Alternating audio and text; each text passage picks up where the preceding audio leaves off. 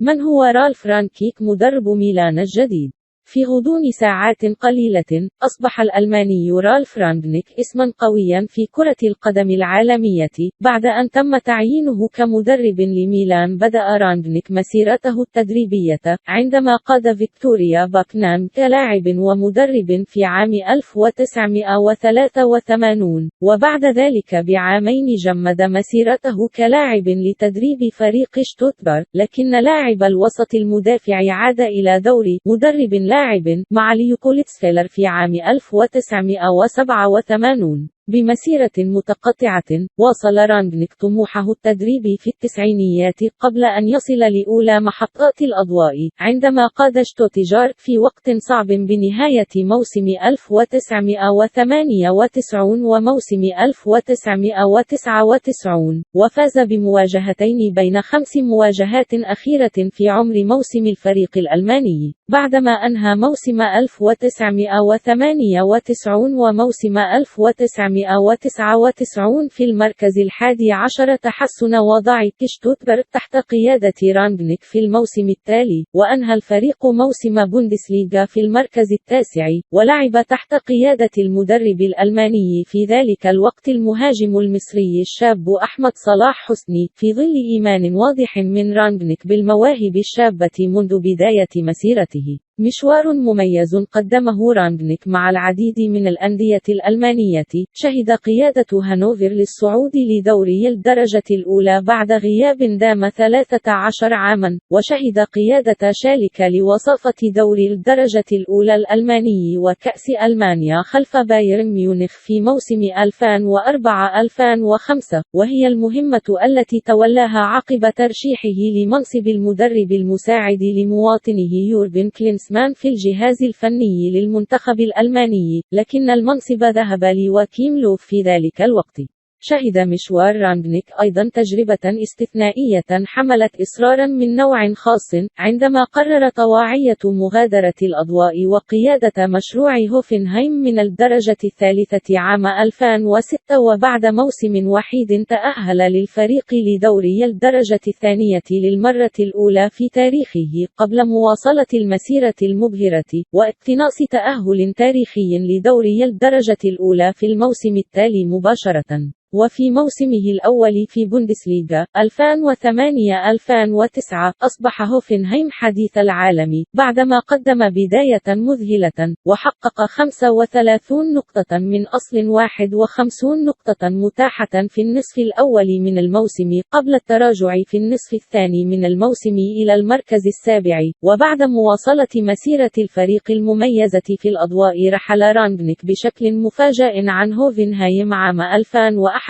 اعتراضا على قرار إدارة النادي ببيع لاعب خط الوسط لويس غوستافو إلى بايرن ميونخ دون الرجوع إليه. عاد رانغنيك مجددا إلى شالكة في منتصف موسم 2010-2011 خلفا للمخضرم فيليكس ماغات، وقاد الفريق لتأهل تاريخي لنصف نهائي دوري أبطال أوروبا، بعدما اكتسح انترناسيونالي الإيطالي بنتيجة 7-3 أهداف في مجموع مواجهتي ذهاب وإياب الدور ربع النهائي قبل الخروج على يد مانشستر يونايتد من نصف النهائي، لكن التجربة لم تدم طويلا ورحل مجددا في الموسم التالي. قائد لمشروع تاريخي جديد، تعاقد رانغنيك مع شركة ريد بول ليصبح مديرا رياضيا لفريقي الشركة في ألمانيا والنمسا ليبزيغ وسالزبورغ، قبل أن يتولى منصب المدير الفني لفريق ليبزيغ في موسم 2015-2016، وهو ما دفعه للاستقالة من الإدارة الرياضية للتركيز في التدريب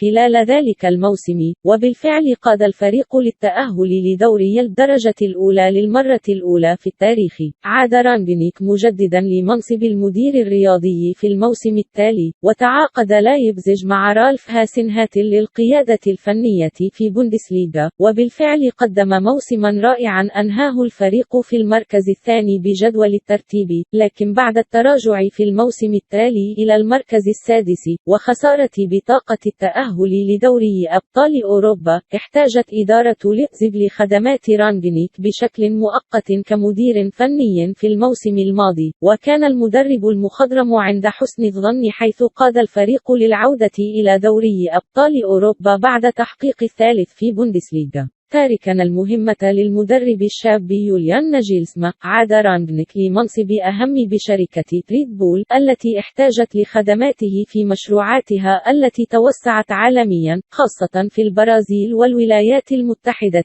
بعدما لاحظت الشركة أن تلك المشروعات لم تخرج العدد المأمول من المواهب الشابة، ولم تجد خيراً من رانغنيك قناص المواهب والذي قام بدور تاريخي مع لايبزيج وسالزبورغ. قيمة كرة القدم في حياة رانغنيك تمثلت في تصريح كيفن كامبل نجم ليبزيغ الذي قال عن مدربه الألماني عام 2018: قابلت الكثير من الناس في عالم كرة القدم، لكنني لم أجد شخصا مجنونا باللعبة مثل رالف رانغنيك. العمل تحت قيادة شخص مثله يمثل متعة. تمتع رانغنيك بطريقة فريدة في التعامل مع اللاعبين، خاصة مع حصاد مشروعه في لايبزيج والذي أنتج إحدى أكثر القوائم شبابا في الكرة الألمانية. وبرزت تلك الفلسفة التي سيطرت عليه عندما قال المدرب الألماني لمجلة كوتشز فويس إنه رغم إيمانه بأن لاعبي كرة القدم يحتاجون لقواعد واضحة إلا أن التعامل معهم بمنطق أكثر انفتاحا ومساعدتهم في مواجهة الإغراءات يعد واجبا، وهي الفلسفة التي ميزته بمرونة رائعة لم تشهد الكثير من العقوبات أو النمط التقليدي الذي يتمثل في حرمان اللاعبين من الهواتف المحمولة وتحديد أوقات وجبات ثابتة وفرض الكثير من الغرامات عليهم. قيادة قناص المواهب لنادي لايبزيج وسالزبورغ أنتجت العديد من المواهب الشابة المميزة وأبرزها إيميل فورسبرغ، يوسف بولسن، تايلور آدمز، أمادو هيدارا ونابي كيتا الذي انتقل إلى ليفربول في صفقة تاريخية، وجعلت تكرار تلك التجربة هدفا للعديد من الأندية الباحثة عن عقليات غير تقليدية لتجديد دمائها خلال السنوات المقبلة.